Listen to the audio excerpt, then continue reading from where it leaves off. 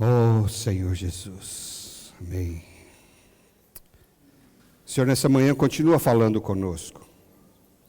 Abrimos o nosso coração para que a sua palavra possa penetrar em nós, habitar em nós e transformar a nossa vida e o nosso viver. Abra, Senhor, nosso entendimento, abra o nosso coração. E não poupe, Senhor, em dispensar a sua graça para nós. Estamos aqui reunidos com esse propósito de absorver a sua palavra, de receber a sua palavra como salvação para nós. Obrigado, Senhor. Amém. Aleluia. Louvado seja o Senhor pela sua palavra. Hoje nós vamos dar continuidade à mensagem de ontem, que fala que Cristo é a realidade para a edificação do seu corpo. Louvado seja o Senhor. Obrigado porque, Senhor, nós temos as cartas, a palavra de Deus para nos alinhar, temos a palavra de Deus para corrigir as nossas distorções, as nossas distrações e também nos proteger de todo falar que seja um falar que não é de acordo com a palavra de Deus. Nós vimos ontem que o apóstolo Paulo escreveu essa carta aos Colossenses, os irmãos, que ele não conhecia pessoalmente, mas ele dizia que estava mantendo grande luta pelos irmãos de Colossenses. Essa luta era para que o coração dos irmãos, e eu gostei muito dessa expressão, né? Gosto muito quando ele fala aqui. Existem outras traduções em que fala para que os seus corações sejam confortados. Mas aqui nessa tradução especificamente ele diz que para o coração deles seja confortado, né? Consolado, seja encorajado. O coração é o coração da igreja, mostrando que há um coração só. Paulo desejava que a igreja tivesse somente um coração e que esse coração da igreja em Colossos tivesse completamente consolado, confortado e encorajado, né? Então, assim, Paulo recebeu notícias de que ali naquela igreja, né, que recebeu inicialmente só a Cristo, havia já algumas coisas que estavam distraindo os irmãos, levando os irmãos a viverem não segundo ou na dependência de Cristo, mas distraindo os irmãos e causando desconforto entre os irmãos. Então Paulo tinha uma grande luta para que os irmãos tivessem o coração consolado e estivessem entranhados em afetos de amor.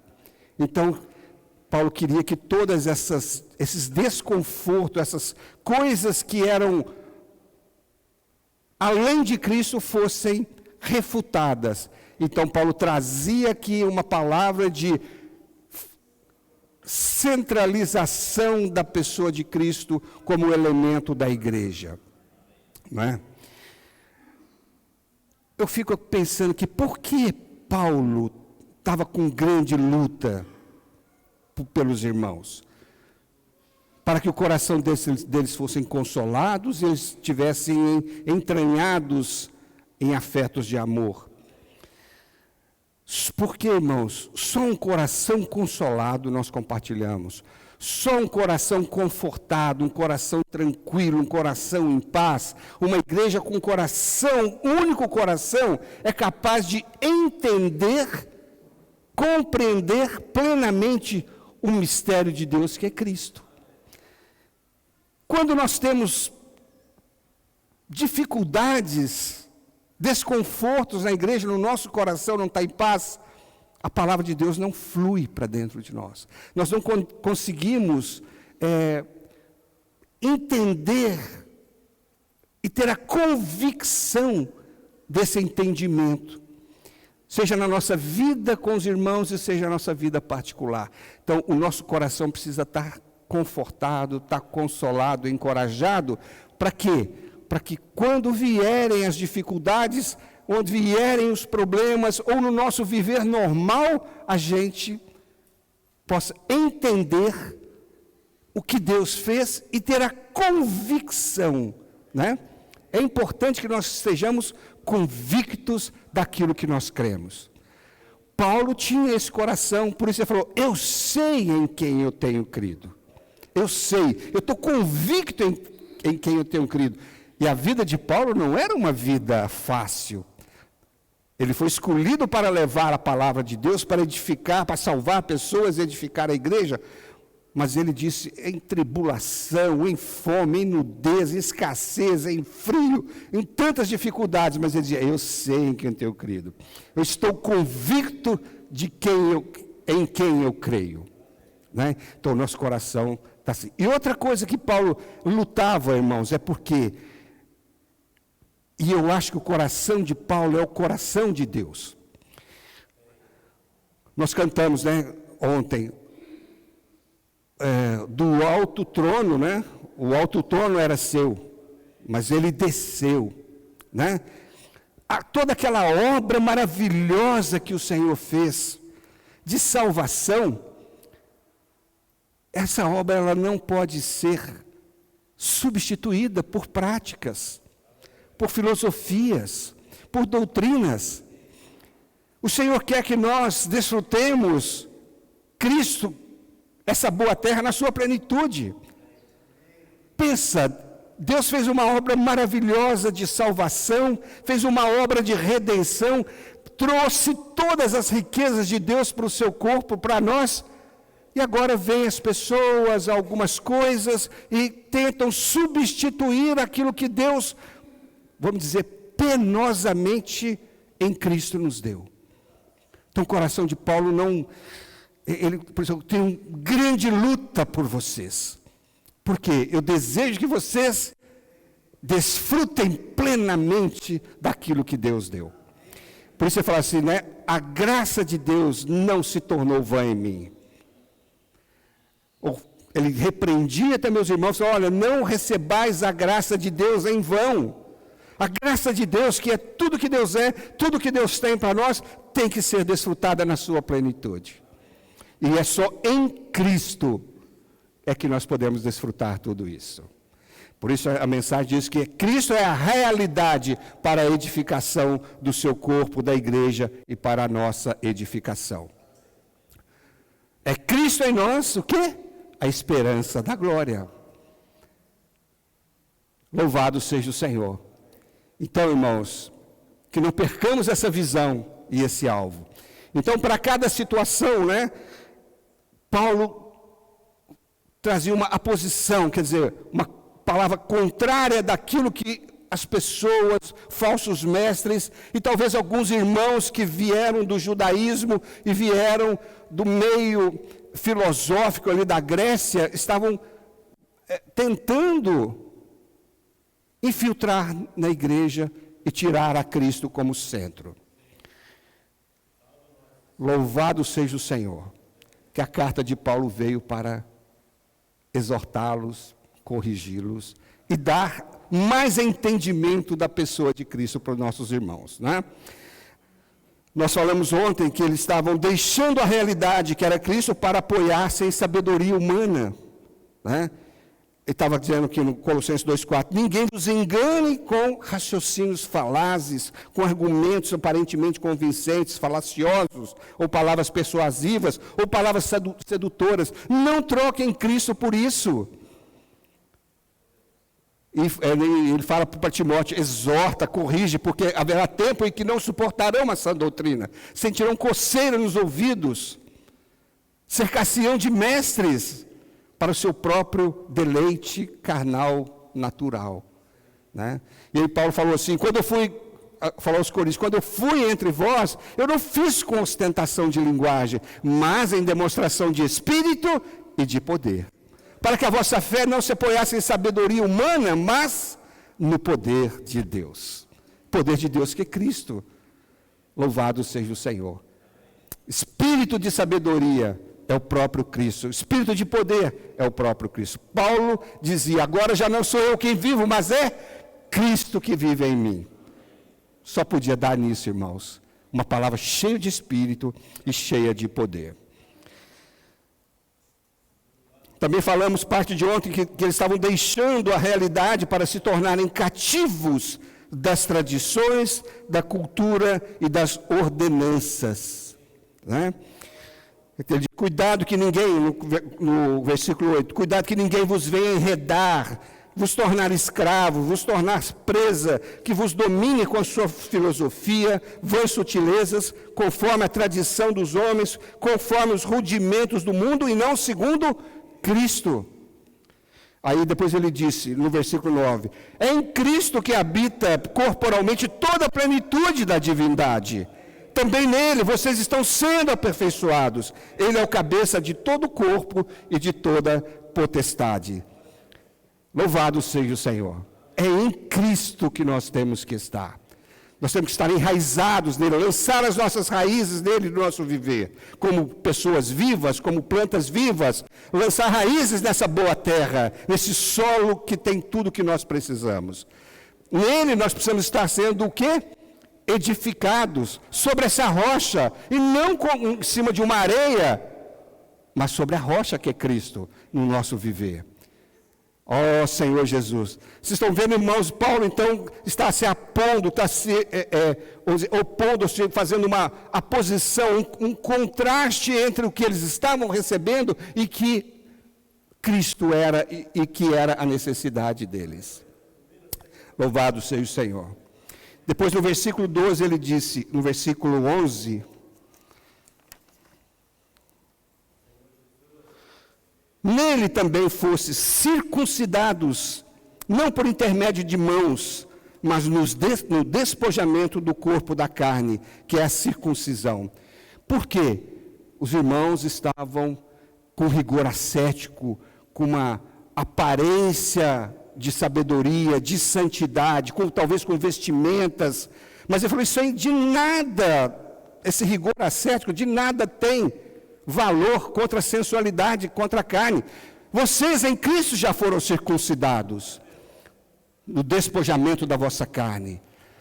Andem no Espírito, jamais satisfareis as concupiscências da carne. Lembrando, irmão, que Cristo é o Espírito em nós. Andai nele, quer dizer, andar no Espírito, viver nele, enraizados nele, sobre ele. Quando nós andamos no Espírito, nós então não satisfazemos os desejos da carne. E ele fala que nós já fomos circuncidados, não circuncidados na nossa carne física, como os judeus eram, mas fomos circuncidados no nosso coração para o despojamento da carne, para a anulação da nossa carne. Então, se nós andamos no Espírito, os desejos da carne não mais nos subjugarão. Louvado seja o Senhor. Então não adianta vocês estarem em aparência que isso não vai trazer santidade para vocês. Não adianta querer não fazer as coisas, isso não tem valor, isso não tem poder. O poder é que vocês já foram circuncidados e que vocês têm que andar nele. Louvado seja o Senhor. Tendo sido sepultados juntamente com ele no batismo, versículo 12, no qual igualmente fostes ressuscitados mediante a fé no poder de Deus, que o ressuscitou dentre os mortos. Vós, outros que estavais mortos pelas vossas transgressões e pela incircuncisão da vossa carne, vos deu vida juntamente com ele, perdoando todos os vossos delitos, todos os vossos pecados. Aleluia, vocês já morreram com Cristo, Paulo estava falando. Quando ele morreu na cruz, vocês morreram com ele. E quando ele ressuscitou, vocês ressuscitaram com ele. E quando vocês ressuscitaram, vocês ganharam vida. Não é uma vida qualquer, é a vida divina. Louvado seja o Senhor. Vocês têm que viver por essa vida divina que é por meio de Cristo. E não por meio de rituais. Louvado seja o Senhor. Tendo cancelado o escrito de dívida que era contra nós e que constava de ordenanças, o qual nos era prejudicial, removeu inteiramente, encravando na cruz. Ó Senhor Jesus! A igreja que tinha recebido somente a Cristo, quando Epáfras pregou o Evangelho, agora estava sendo condicionada, estava sendo pressionada a viverem ou a obedecer às ordenanças da lei de Moisés. E Paulo está dizendo aqui, essa lei, essas ordenanças, cobravam de vocês uma dívida que era impagável. Vocês não podiam cumprir a lei. A lei foi dada para mostrar para vocês que vocês não eram capazes de cumpri-la. E a lei foi dada como aio, simplesmente como algo para poder cercar vocês até a chegada do Espírito prometido, até a chegada da promessa de Deus, até a chegada da graça. E agora, alguns irmãos judeus que se converteram, querendo fazer com que os irmãos, que a igreja em Colossos, voltassem à obediência das ordenanças, que é, na verdade, a lei de Moisés. Mas ele está dizendo aqui, olha, ele cancelou o escrito da dívida. Vocês tinham uma dívida que era impagável, mas o Senhor cancelou, quando Ele morreu, Ele cancelou todos os pecados, e Ele encravou esse escrito da dívida na cruz. Foi quando, irmãos, o Senhor disse em João 19:30, Ele disse que Ele inclinou a cabeça e disse, está consumado. Essa palavra consumado quer dizer, está totalmente pago. Tudo o que vocês deviam, paguei. Está cancelado, está consumado. Está cancelado o escrito da dívida. Então o Senhor encravou na cruz esse escrito de dívida que todos nós tínhamos para com Deus. Era uma dívida impagável, mas o Senhor pagou por nós. Louvado seja o Senhor. Então não se aventure em querer cumprir as ordenanças da lei. Você não vai conseguir. E você está, assim, desprezando a obra que Cristo fez. Ele pagou totalmente a dívida, encravou na cruz, mostrando para todo o universo que estava tudo pago, consumado. É como se ele tivesse chegado no banco e falou assim, quem é que está devendo aí? Está todo mundo devendo ao banco. Chama todo mundo aí, chama os repórteres, olha, é uma figura muito, até esdrúxula, mas é para entender. Chama todo mundo aí. Vou pagar tudo, para todos os que devem. Anotem aí, quando ele fala que ele encravou na cruz o escrito da dívida, era publicamente ele manifestou esse pagamento. Ninguém deve nada para mais ninguém. Ninguém deve nada. Quem crer nisso, é só chegar lá e assinar, rasgar o boleto, rasgar a dívida que estava no seu nome, que você confessou que você devia. Quem crê, e quem creu, foi lá e rasgou o escrito da dívida. O Senhor já encravou na cruz. E eu creio, você creu, todos nós que cremos, fomos lá e pegamos esse escrito da dívida, rasgamos e colocamos no fogo. Nós não devemos para mais ninguém. Nós não devemos mais. Nós não conseguíamos pagar, mas Ele pagou por nós. Louvado seja o Senhor. E Ele fala aqui que despojando os principados e as potestades, publicamente os expôs ao desprezo, triunfando deles na cruz. Oh, louvado seja o Senhor! Nós estávamos cativos no império das trevas, e ele venceu o inimigo,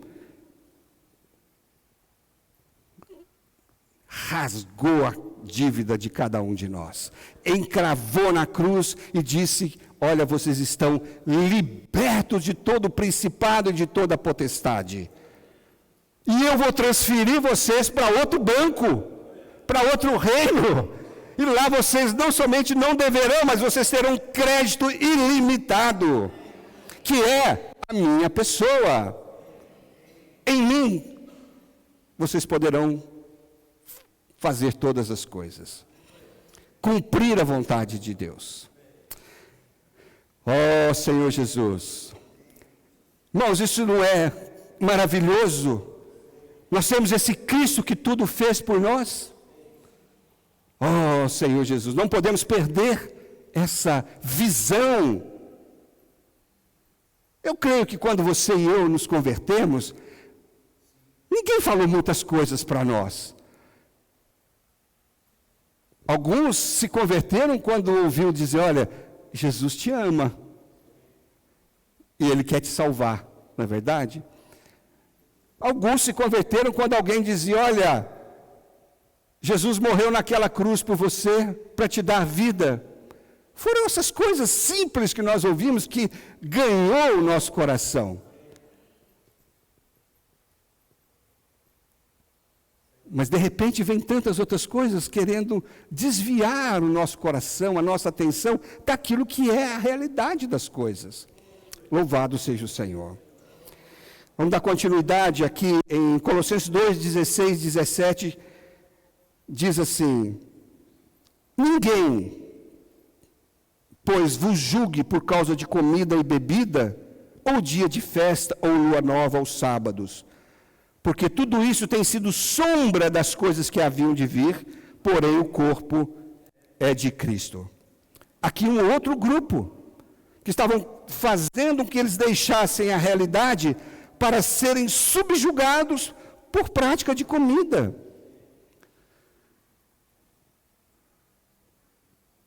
Imagina, ele fala que ninguém vos julgue.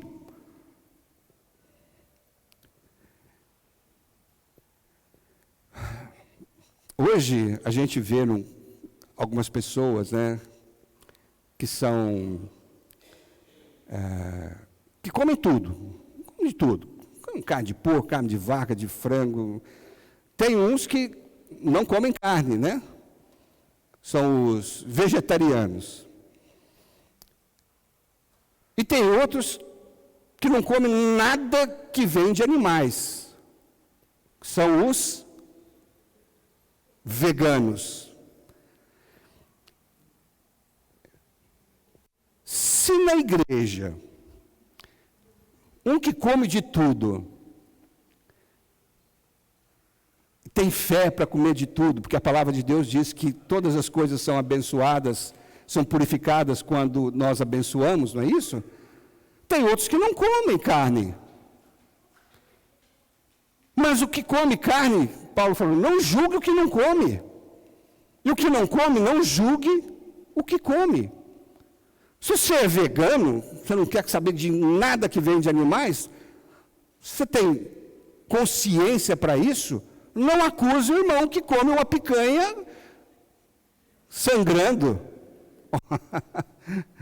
Tá certo? Mas tinha por quê? Lá com os irmãos, tinha porque isso veio uma tradição do judaísmo. Tá certo?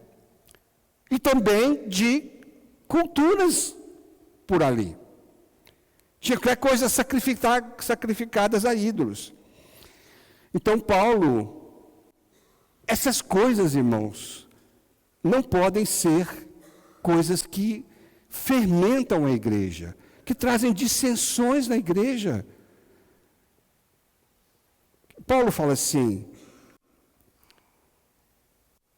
1 Coríntios 8:8, Paulo fala: não é a comida que nos recomendará a Deus, pois nada perderemos se não comermos, e nada ganharemos se comer. Se você não come, você não vai perder nada. Se você come, você também não vai ganhar nada. E lá em Romanos também, em Romanos diz que porque o reino de Deus não é comida e nem bebida, mas justiça, paz e alegria no Espírito Santo.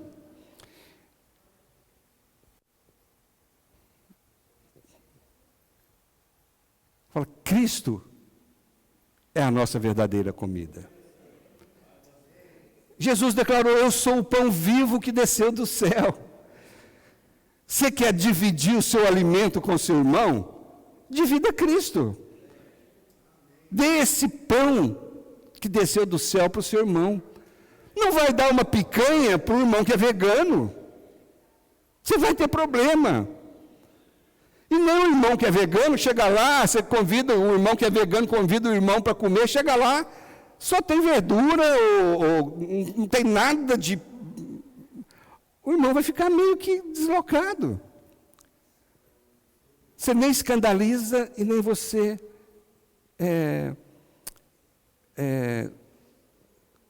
menospreza o irmão, porque você quer que ele tenha o mesmo sentimento e o mesmo pensamento que você. Irmãos, a igreja ela é prática. Nós precisamos amar uns aos outros. Não é? Por isso que ele fala que nós precisamos, Paulo estava com o coração apertado, ele estava tendo uma grande luta para que essas coisas não existissem entre os irmãos.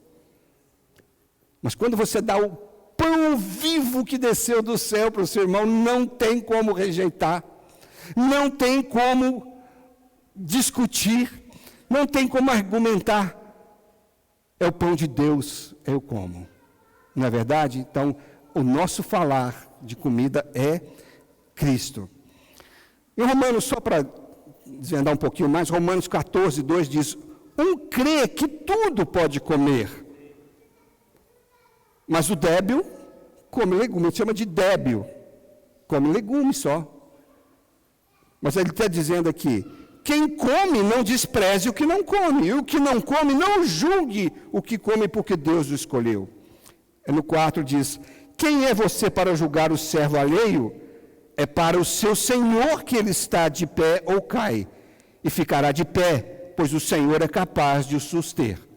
Se ele é vegano, ou se ele é vegetariano, ou se ele é carnívoro, é Deus que vai sustentar ele. Então, não cabe a você julgar. Portanto, você que julga seu irmão, você, por que julga seu irmão? E por que despreza seu irmão? Pois todos compareceremos diante do tribunal de Cristo. Porque quando chegar no tribunal de Cristo lá, você que tem problema de comida com seu irmão, Deus vai falar: mas por que vocês estão com problema? Não é porque ele come carne com sangue.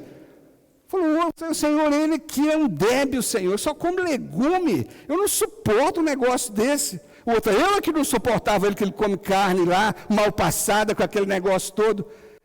Aí o Senhor falou: vocês nunca ouviram que tinha um pão do céu para vocês, não? Por que vocês não comeram o pão do céu, não repartiram o pão do céu e ficaram por aí com essas intrigas? Não estão entendendo essas figuras, irmãos? Louvado seja o Senhor. Parece bobagem, mas são coisas práticas que estavam trazendo desconforto entre os irmãos. E alguns insistindo nisso. Aí Paulo tem que falar: gente, comam Cristo. Ele é o pão vivo que desceu do céu. Comam Cristo. Louvado seja o Senhor. Vamos dar continuidade em Colossenses 2:18. Eu queria ler na Nova Versão Internacional, essa passagem.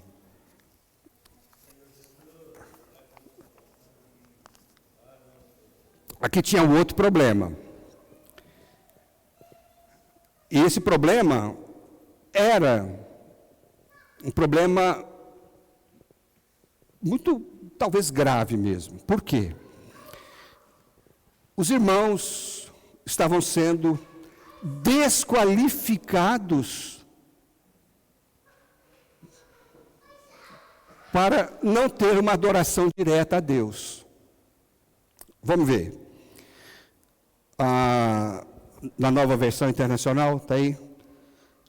2,18 diz: não permitam que ninguém que tenha prazer numa falsa humildade e na adoração de anjos os desqualifique e os impeça de alcançar o prêmio.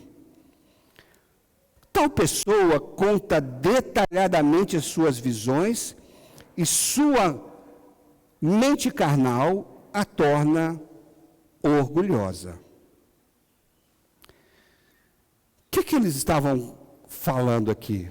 Questão de adoração a anjos. Era de uma falsa humildade. Eu não sou digno. Eu não tenho condições para adorar a Deus. Eu sou uma pessoa intrinsecamente má. Então eu preciso de intermediário para chegar até Deus. Os anjos, sim, são espíritos elevados, seres espirituais elevados. Essa era. Por quê? Porque lá esse conceito veio, por exemplo, lá em Atos 7, 51 a 53. Atos 7, vamos ler na versão Noara, tá? Oi? Revista atualizada. Atos 7, 51 a 53.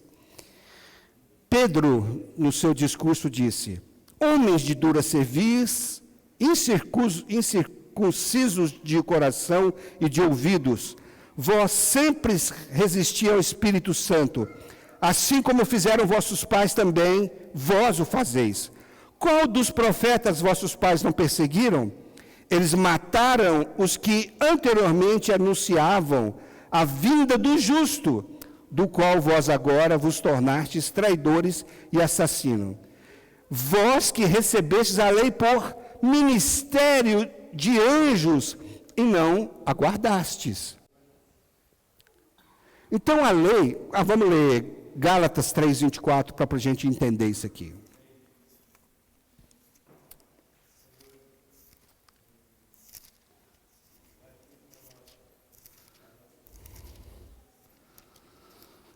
Gálatas 3:24.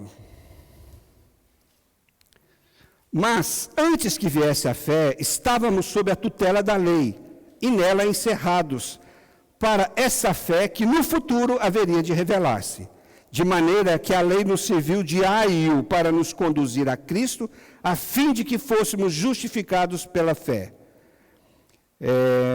Mas tendo... Deixa eu ver... 3:24. De maneira que a lei nos serviu já a fim de fôssemos justificados, mas tendo não permanece, mas tendo visto a fé, já não tendo vindo a fé, já não permanecendo subordinados ao aio. Aqui fala, eu quero ler isso aqui e quero ler o 19. Qual, pois, a razão de ser da lei? Foi adicionada por causa das transgressões, até que viesse o descendente, a quem se fez a promessa, e foi promulgada por meio de anjos, pela mão de um mediador. Então a lei, irmãos, ela foi promulgada por meio de anjos. E aí, eles achavam que os anjos deveriam ser seres espirituais tão elevados, e nós, homens, pecadores, ter os anjos como mediadores, e até adorar os anjos. Os irmãos entendem isso? Estevão falou que ela foi dada por meio de anjos. E aqui Paulo está dizendo que a lei foi promulgada por meio de anjos pela mão de um só. Então, eles acharam que quando Deus deu a lei por meio dos anjos, é porque eram seres espirituais e que esses seres espirituais poderiam nos substituir ou ser os nossos intermediadores.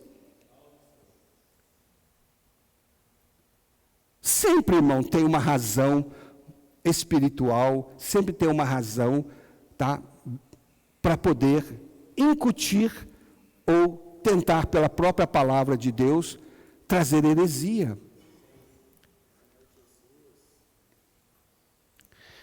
Mas deixa eu falar uma coisa para os irmãos.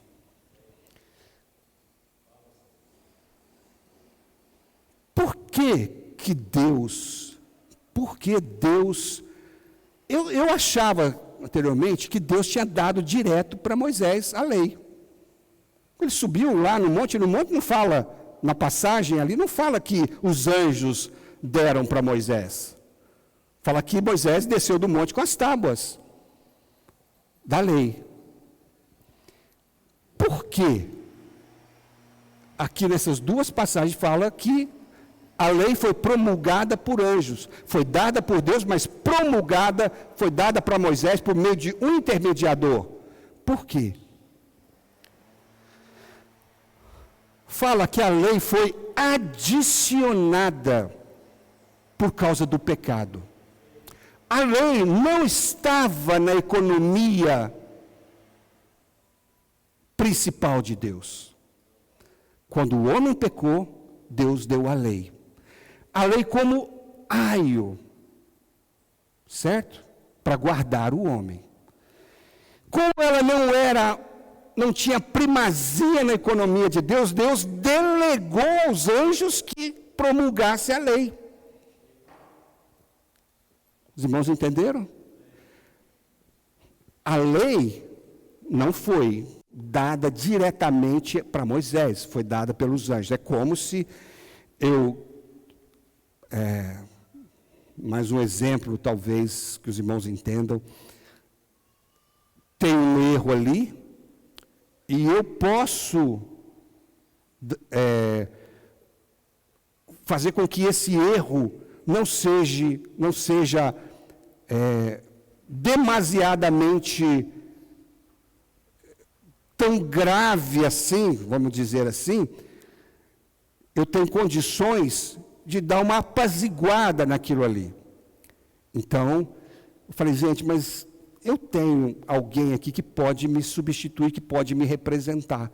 Vá lá e dá isso para essas pessoas, ou para essa pessoa, e vamos dar uma apaziguada nessa situação. É mais ou menos esse sentimento. Deus, então, delegou aos anjos que entregasse a lei. Mas aqui fala, em Gálatas 3, 14 a 19, que eu li, né? Li.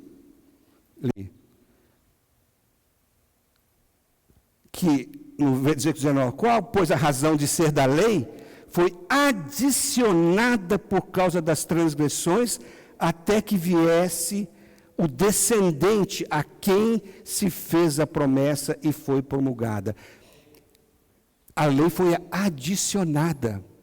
Não estava no propósito, na economia original de Deus. Mas, aqui fala que ela foi até que viesse o quê? A promessa. Agora sim, quem fez a promessa diretamente a Abraão? Foi Deus. A promessa estava no plano original de Deus, que era o Espírito. Não é? O Senhor Jesus, ele tornou-se maldição para que nós pudéssemos receber o quê? o Espírito da promessa. O Espírito da promessa, irmãos, foi dado diretamente por Deus. Isso estava na economia de Deus. Mas a lei foi adicionada e Deus então entregou aos anjos para que ela pudesse ser promulgada. Oh, que diferença, irmãos! Então, Paulo estava dizendo aqui, olha, vocês estão substituindo aquilo que Deus prometeu diretamente por uma coisa que os anjos deram. Isso não estava no plano original de Deus, vocês obedecerem e vocês seguirem. O povo de Israel obedeceu às ordenanças até que viesse a promessa. Agora vocês já receberam a promessa. Vivam por meio dessa promessa que é o Espírito da realidade. Oh, Senhor Jesus. Mas, irmãos, os homens são assim. Os homens são propensos a criar coisas palpáveis ou coisas que tentam dar uma facilidade no contato com Deus. Mas, irmãos, em Hebreus 10, 19 e 20 diz: tendo, pois, irmãos, intrepidez para entrar no Santo dos Santos, pelo sangue de Jesus, pelo novo e vivo caminho que Ele nos consagrou pelo véu, isto é, pela sua carne. Vocês não precisam de anjos. Jesus, Ele morreu, Ele abriu um novo e vivo caminho, Entrem com intrepidez. Vocês não precisam de anjos, vocês não precisam adorar anjos, vocês não precisam de intercessores.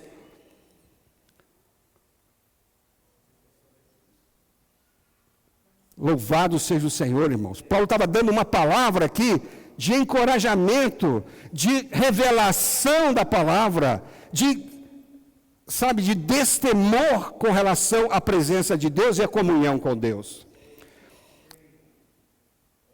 O Senhor nos abriu um novo e vivo caminho. Entre com intrepidez na presença do Pai. Olha, quando nós, irmãos, entramos com intrepidez na presença de Deus, nós estamos valorizando a obra do Senhor. O Senhor, como eu falei, Ele desceu, sofreu as maiores atrocidades aqui na terra para nos dar esse direito. E agora vocês estão adorando anjos. O Senhor os justificou. Ali na cruz está o maior exemplo da obra do Senhor. De um lado a justiça de Deus e do outro lado o amor de Deus. A justiça de Deus para quitar todas as nossas dívidas, para quitar todos os nossos pecados, e do outro lado, que é a fonte dessa justiça, que é o amor de Deus.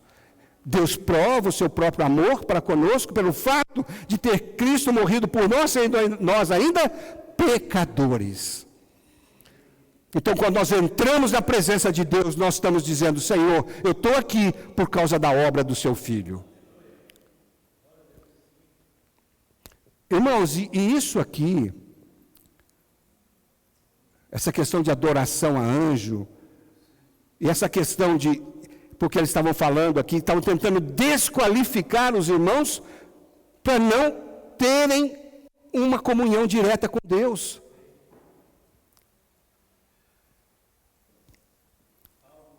Oh, Senhor Jesus. Irmãos, hoje a gente tem visto, né? Que eu já compartilhei com os irmãos, eu fiquei assim meio que aterrado e pude compreender um pouco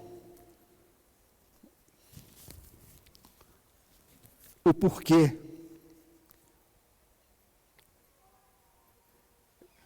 que algumas religiões elas não conseguem ter a plena comunhão com Deus.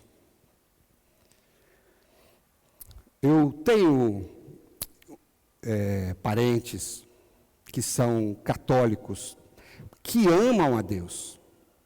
Amam. Têm um coração puro. Mas, irmãos, por causa da visão que é dada a eles, eles não conseguem penetrar no Santo dos Santos. Eles não conseguem ir além do véu. Ficam numa adoração superficial. Por quê? Outro dia eu vi um padre dizendo que eu compartilhei isso com os irmãos uma vez. E eu entendi. Quando ele estava trazendo a revelação de Apocalipse, ele disse que o sol era Cristo, mas que a lua, para nós é a igreja, a lua era Maria. Por que então eles falavam com Maria? Por que eles tinham essa veneração? Eles não gostam que fala que é adoração, veneração por Maria. Porque ele disse, porque para o sol você não pode olhar, mas para a lua você pode. Então Maria passa a ser a sua intercessora. Tá certo? E aí, nessa veneração, passa a questão de adoração. Queira ou não queira, estão adorando. O que quer dizer isso? Por que Maria tem que ser a intercessora? É porque você não está qualificado. Eu não sei se tem alguém católico aqui, mas essa não é a revelação da palavra de Deus. Quando se faz isso, quando você diz que você não pode olhar para o sol, porque você não consegue, você tem que ter uma outra imagem para você olhar, para você pedir, você está desprezando a obra de Cristo. Ele fala em Hebreus, só que ele abriu para nós um novo e vivo caminho. Olha, lá no Santo dos Santos, onde o sumo sacerdote podia entrar apenas uma vez por ano, o que ele via lá? A glória Shekinah de Deus. E quando ele saía de lá como Moisés, o rosto dele brilhava. Eu não sei como ele enxergava lá. Ele entrava uma vez por ano, somente o sumo sacerdote. Era um caminho que era barrado por um véu, e que só ele podia entrar. Mas a palavra de Deus diz que Jesus nos abriu esse novo e vivo caminho. Está aberto, e nós podemos entrar com intrepidez.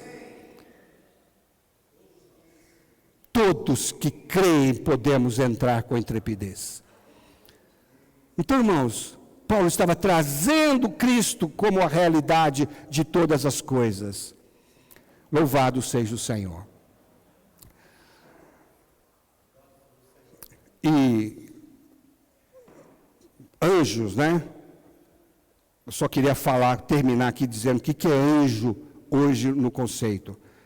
Hebreus 1, 13 e 14 diz: ora, a qual dos anjos jamais disse, assenta à minha direita, até que eu ponha os teus inimigos por estrado dos teus pés? Não são todos eles, anjos, espíritos ministradores, enviados para serviço a favor dos que vão herdar a salvação? Então os anjos hoje, irmãos, os anjos não são para ser adorados, não são intermediadores. Os anjos são ministradores nossos que herdamos a salvação. Tem anjo aí servindo você. Tem anjo servindo você. São ministradores de Deus a nosso serviço. Louvado seja o Senhor. Então a palavra de Deus vem nos alinhar. Né? Quando os colossenses receberam essa palavra e mergulharam, né? Imergiram nessa palavra, e quando eles, né, oraram e leram essa palavra, com certeza ficaram felizes como eu estou feliz. Saber que Cristo é tudo. Ele é a realidade. Então, irmãos, se nós queremos ser edificados individualmente e coletivamente como igreja, precisamos ter Cristo como o centro e a realidade do nosso viver. Assim, irmãos, assim, Deus vai poder revelar um mistério que estava oculto para nós, a cada dia. Esse Cristo é um mistério. Cristo era o mistério de Deus, mas esse Cristo é o mistério. E para eu desvendar, eu preciso trabalhar esse Cristo, eu preciso desvendar esse Cristo no meu dia a dia. Louvado seja o Senhor.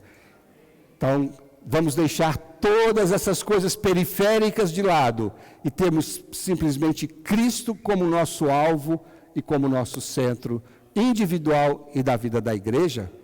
Amém. Louvado seja o Senhor. Amém. Vamos orar, irmãos.